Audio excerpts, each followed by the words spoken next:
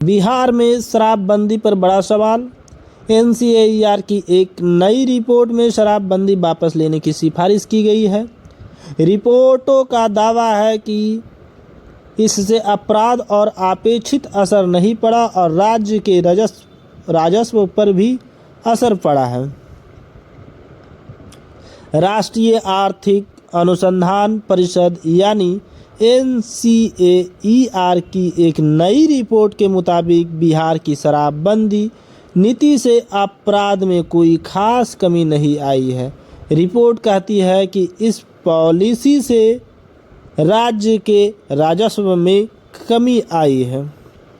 बिहार में शराबबंदी को लेकर एक बार फिर बड़ा सवाल खड़ा हो गया है। एक नई रिपोर्ट में दावा किया गया कि शराबबंदी से अपराध कम करने का लक्ष्य अपेक्षित रूप से हासिल नहीं हुआ और राज्य के राजस्व पर भी इसका असर पड़ा है। लेकिन सवाल ये है, क्या बिहार में शराबबंदी खत्म करने की मांग और तेजी होगी या कम? राष्ट्रीय आर्थिक अनुसंधान परिषद यानी एनसीएईआर की एक नई रिपोर्ट के मुताबिक बिहार में शराबबंदी नीति से अपराध में कोई खास कमी या खास परिवर्तन नहीं आई है। रिपोर्ट कहती है कि इस पॉलिसी से राज्य के राजस्व पर भी इसका बहुत बुरा प्रभाव पड़ा है।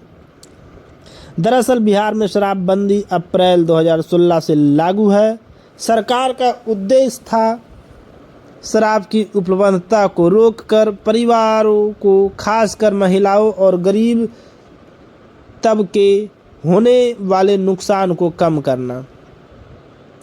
लेकिन इतने वर्षों बाद अब इस नीति के असर को लेकर बहस फिर तेजी हो गई है। राष्ट्रीय आर्थिक अनुसंधान परिषद यानी एनसीएईआर से जुड़ी एक रिपोर्ट में शराबबंदी की समीक्षा और इसे वापस लेने की सिफारिश की गई है।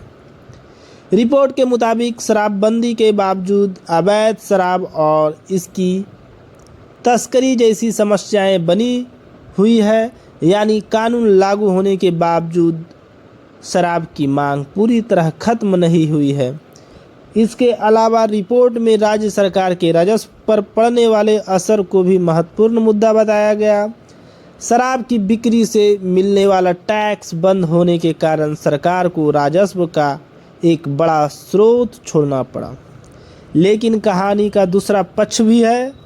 शराबबंदी के समर्थकों का तर्क है कि सिर्फ सरकारी राजस्व को आधार बनाकर इस नीति का मूल्यांकन नहीं किया जा सकता है।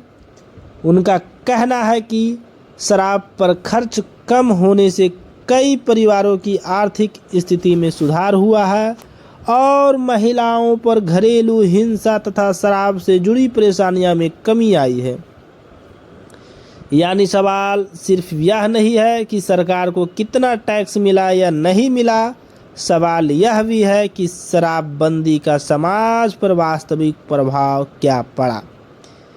यही सबसे बड़ा विवाद शुरू होता है। अगर शराबबंदी हटती है तो सरकार को राजस्व मिल सकता है, लेकिन क्या शराब की खपत बढ़ेगी? और अगर शराबबंदी जारी रहती है तो क्या अवैध शराब और तस्करी पर नियंत्रण के लिए कानून को और मजबूत किया जा सकता है? यानी सरकार के सामने दो रास्ते हैं, नीति को जारी रखना और उसे बेहतर तरीके से लागू करना, या फिर नीति की समीक्षा करके कोई नया मॉडल तैयार करना। फिलहाल यह कहना जल्दीबाजी होगी कि बिहार में शराबबंदी तुरंत खत्म होने वाली है। किसी रिपोर्ट में सिफारिश होना और सरकार का उस फैसला लेना दो अलग अलग बातें हैं। लेकिन इतना ज़रूर है कि एनसीएईआर की रिपोर्ट ने बिहार की शराबबंदी को लेकर एक पुरानी बहस को फिर से राजनीतिक और सामाजिक चर्चा के केंद्र में ला दी है। आपके हिसाब से बिहार में शराबबंदी जारी रहना चाहिए या उसकी समीक्षा होना चाहिए? अपनी राय कमेंट में ज़रूर बताएं और ऐसी ही बड़ी खबरों के लिए चैनल को फॉलो करें, सब्सक्राइब करें, लाइक करना मत भूलें।